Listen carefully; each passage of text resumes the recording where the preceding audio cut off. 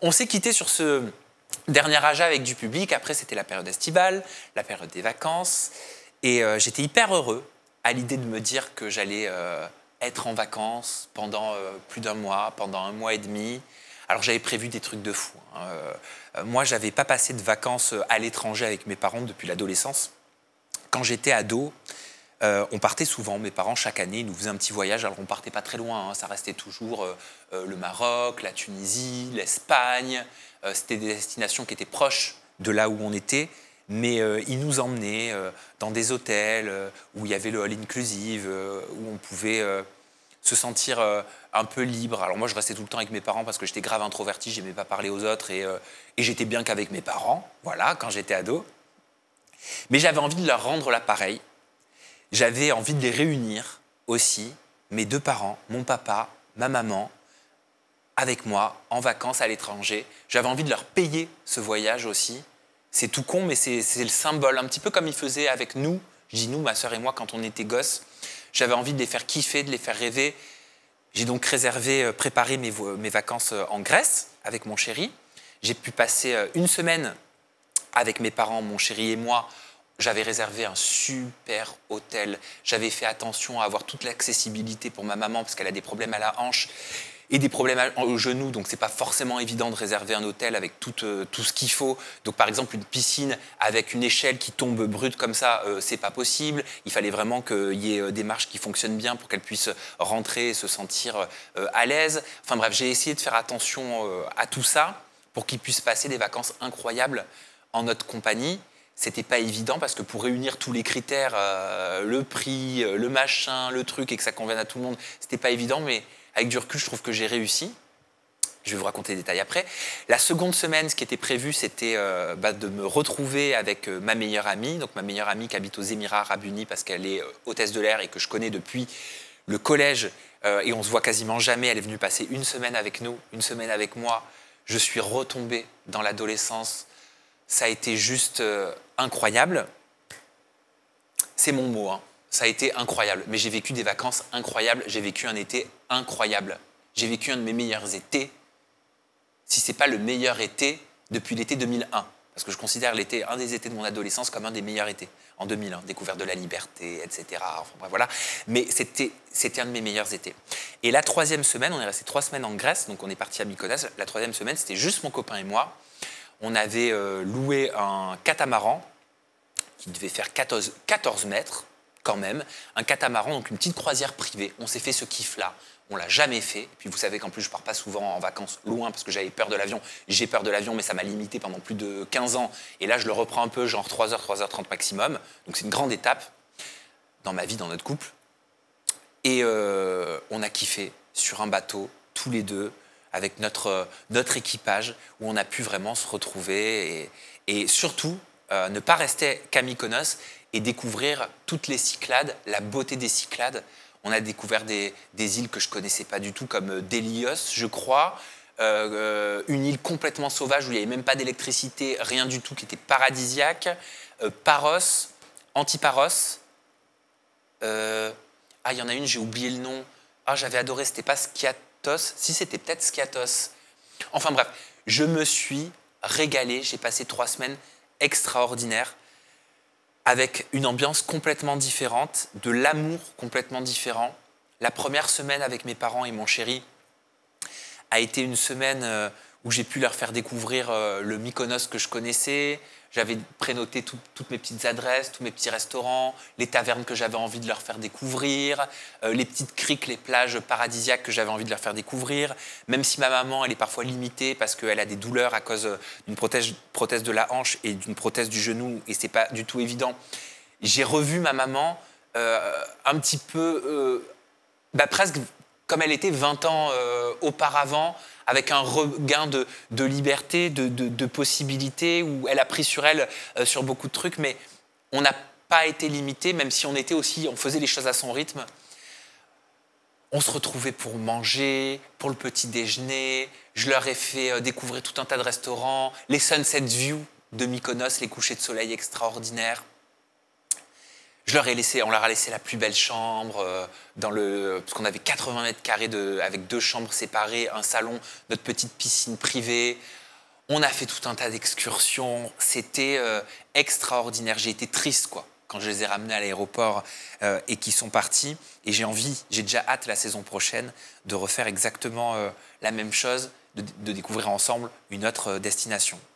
Ensuite, il y a ma meilleure amie qui nous a rejoints. Et alors là, je suis retombé en adolescence, je suis retombé en enfance. Nous, notre kiff, c'est passer nos journées dans la piscine à faire des vidéos. Voilà, on adore ça. On se filme, on fait nos trucs avec la musique, les ralentis, les accélérés, les jeux de cheveux, comme ça. Et puis après, on a cru qu'on était des modèles dans le magazine Vogue. On s'est mis à faire tout un tas de photoshoots parce que depuis qu'on est ado, on adore faire des photoshoots. Allez savoir pourquoi. Et voilà, donc, non, mets-toi comme ci, mets-toi comme ça. Oh, la lumière du soleil, elle est extraordinaire.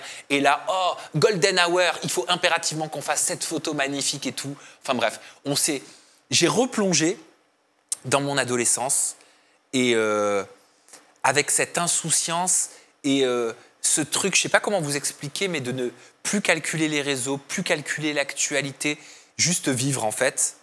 Juste vivre sans tout ce monde... qui fait partie bien sûr de mon métier, qui fait partie de mon adrénaline, de ma passion, c'est tout ce que j'ai créé. Mais ce moment de retour à la nature, retour à des choses qui ne sont pas business, et juste la simplicité de la vie avec des gens simples, envers qui tu n'as rien à prouver, qui ne vont pas essayer de te faire du mal, mais qui sont juste là pour passer du bon temps avec toi, juste gratuitement. En fait, juste le temps, de prendre le temps d'être ensemble. C'est une merveille de la vie que je redécouvre l'été. C'est un petit peu la seule période de l'année où je renoue avec ça. Et rien que de vous en parler, j'en suis ému. Parce que c'est un sentiment que je ne connais pas beaucoup tout au long de l'année. Et ça m'a fait un bien fou. Mais là, je suis ému. Je suis ému de plaisir et je suis ému de bonheur. Parce que de vous partager tout ça et de repenser à tous ces moments-là, en fait, c'est une émotion de bonheur. Voilà. Et la 3e semaine avec mon chéri, le bateau extraordinaire, la découverte de criques incroyable, The Blue Lagoon, juste magnifique. Je crois qu'on y est allé 3 fois avec le catamaran. Je me suis cru dans la petite sirène. Je découvrais les fonds marins. Je croyais que je découvrais les océans, que j'étais Cousteau. Enfin bref, moi, il faut savoir que quand c'est l'été, je passe ma vie dans l'eau, je passe ma vie dans les piscines, je passe ma vie dans la mer. Voilà, j'adore ça.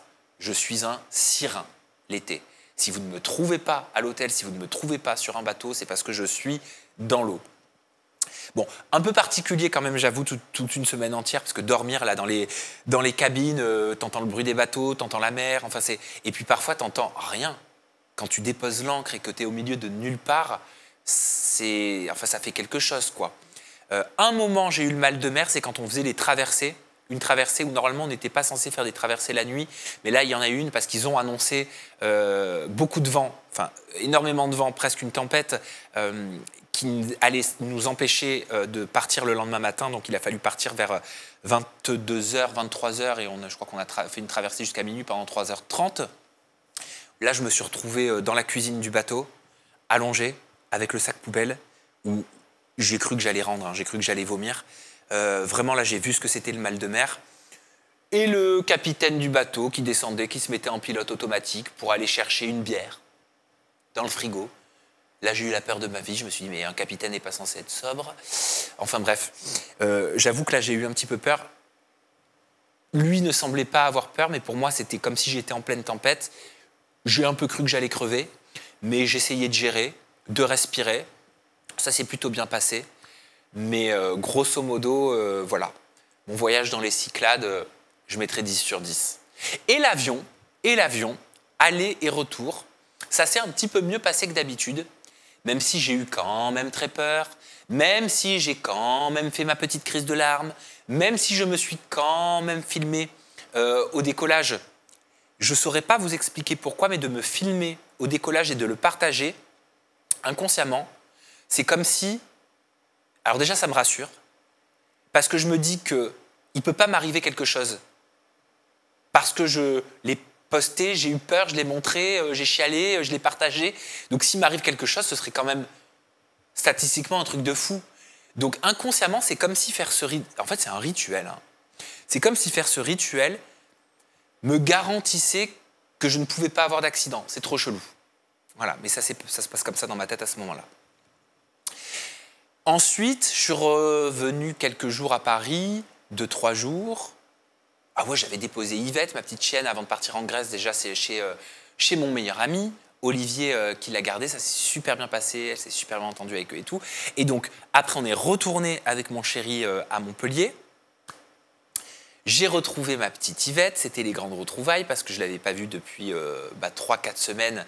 Donc ça a été un plaisir inconditionnel que de retrouver mon petit amour qui partage ma vie, ma petite boule de poil qui partage ma vie depuis 5 ans maintenant. D'ailleurs, je me tâte à en prendre une petite deuxième. On a envie d'en prendre une petite deuxième avec mon chéri, mais je ne sais pas quoi faire parce que d'un côté, je me dis, mais c'est 2 fois plus de stress. Parce qu'un chien, en vrai, enfin, c'est un stress, mais c'est un bon stress. C'est un stress de comme tu as un gosse, en mode le vétérinaire, ou quand il y a un problème de santé, ou quand elle tousse trop, tu as l'impression qu'il y a un problème à la trachée, est-ce que c'est un cancer, est-ce que c'est un problème de respiration, donc il faut aller chez le vétérinaire, et il faut faire l'échographie. Oui, je vous raconte ça parce que je l'ai fait. Elle a un problème, ma petite Yvette, elle n'arrête pas de faire je pensais de l'éternuement inversé, mais elle le fait très souvent, très régulièrement, beaucoup trop régulièrement,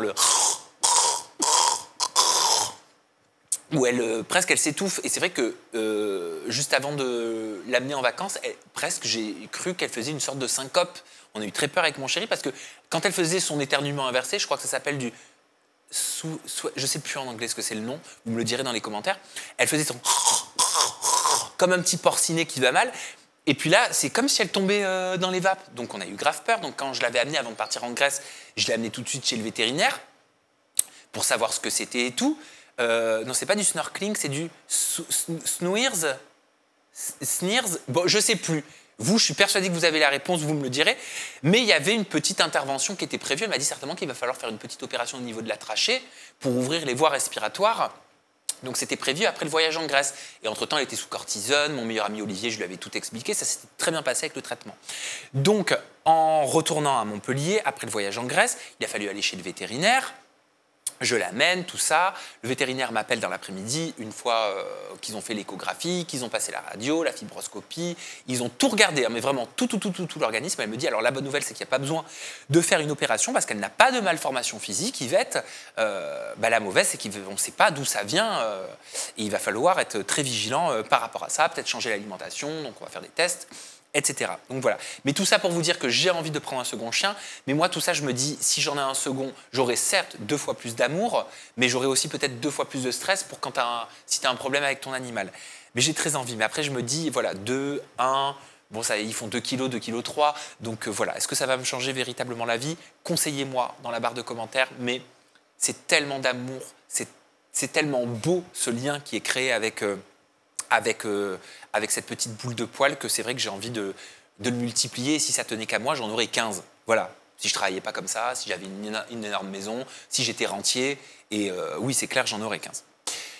Donc à Montpellier, qu'est-ce qui s'est passé? J'étais avec mon chéri, on a passé du bon temps. Là, la vibe, c'était beaucoup plus famille, amis, chill. J'ai profité pour passer du temps avec mes petites nièces. Donc, enfin, j'en ai une elle est plus petite à maintenant. Vous l'avez connue, hein. J'avais partagé une vidéo avec elle. Eden, elle a 14 ans. Elle est passée en seconde récemment. C'est un petit bout de femme. Hein. Donc, c'était hyper intéressant de voir l'évolution parce qu'hyper intéressante, parce que des discussions hyper cool et parce que j'adore ma nièce tout simplement. Et c'était l'occasion aussi de passer plus de temps avec ma petite nièce Ava, qui a 5 ans, donc j'en ai profité pour aller à son spectacle de colonie de vacances où elle a découvert l'équitation, le cheval, mais dans un organisme qui réunit des jeunes enfants et qui fait une sorte d'éducation, d'approche psychologique avec les animaux, voilà, tout en douceur. Et donc je suis allé lui faire plaisir, assister à son spectacle, avec les chevaux, c'était mignon comme tout, c'était adorable à regarder, mais c'est des petits moments précieux de la vie que je ne fais pas moi le reste de l'année, malheureusement, même si j'aimerais en faire plus, parce que je ne suis pas à Montpellier avec ma famille, avec mes parents, donc c'est vrai que c'est des moments que je loupe, mais c'était un bonheur et un plaisir de vivre ça cet été avec toute ma famille. Et puis c'était l'occasion de passer encore du temps avec ma mère. Hein. Moi, ma mère, c'est l'amour de ma vie. Mon père aussi, hein, c'est l'amour de ma vie. Ce sont Et ma sœur également, hein, ce sont des personnes précieuses que j'aime plus que tout au monde et que je veux voir toujours plus. Et en tout cas, je veux partager toujours plus de moments forts avec eux et j'espère qu'il y en aura toujours plus. Donc voilà, pour moi, Montpellier, ça a été l'occasion véritablement de passer des moments simples, en famille. Moi, je n'ai pas besoin de partir au bout du monde. Enfin, ça me suffit, ces moments-là me suffisent parce que je ne les ai pas, en fait, tout le long de l'année. Donc mon luxe à moi, c'est ça. C'est ces moments-là qui sont extrêmement précieux. Et puis partager des moments, comment vous dire, des moments d'ennui, des moments de plaisir, des moments de rire, des moments de joie avec mes meilleurs amis. Voilà, mes meilleurs amis que je compte au nombre de 3. J'ai bien profité d'eux.